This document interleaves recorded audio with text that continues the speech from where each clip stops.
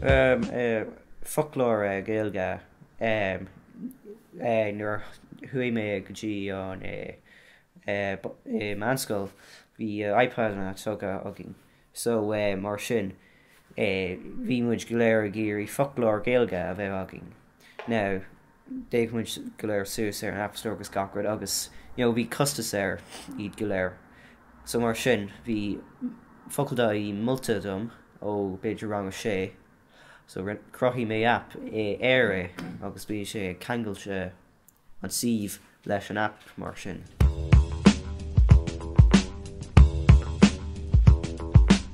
Well, just íslódáin tú ón Google Play Store nó an Apple App Store. Mar sin nuair oscailíonn tú suasa bí sin inta géasca an úsáid mar dhéanaan focaildaí do fiantar. Oscailíonn tú suasa chuir tú de chuirteach agus bíonn sé ionach tapa ag gháil de focailtha suas duite in am.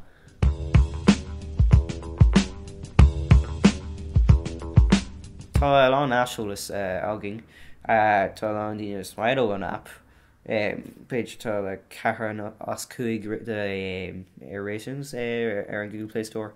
Bhí bhí an daoine ag an tú sigad íslóda go dtí cúcéad sin tar éis tamil thuais sí 8 ar an Play Store ar an Apple iPhone bhí si suas go dtí 6 ó céad.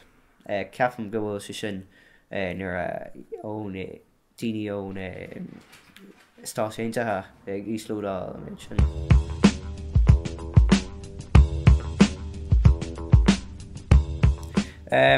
Well, thuaidh mé go dtí Corridójo sin well tá sé ionach simú freisin.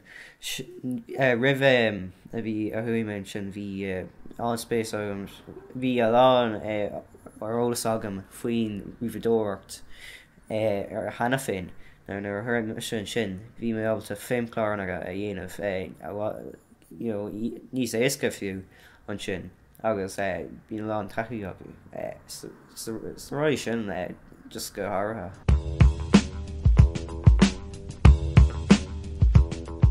Well tá mar ché agus mis sé tá géanamh app don Idicus tá sé do daoine TY mar tá sagin duine sa TY agus bhí tá sé sin Caroline freisin sa mar sin thug sé plán doing agus cadla dhéanamh agus mar sin.